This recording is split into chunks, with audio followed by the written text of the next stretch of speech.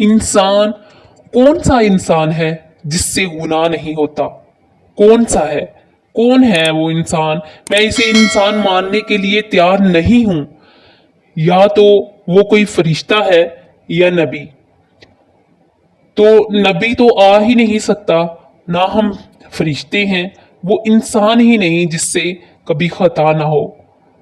लिहाजा मैं अपने रब की कुदरत पे कुर्बान जाऊं, रहमत पे कुर्बान जाऊं, जो इसने ना तौबा के लिए कोई उम्र की कैद रखी है ना अदल की।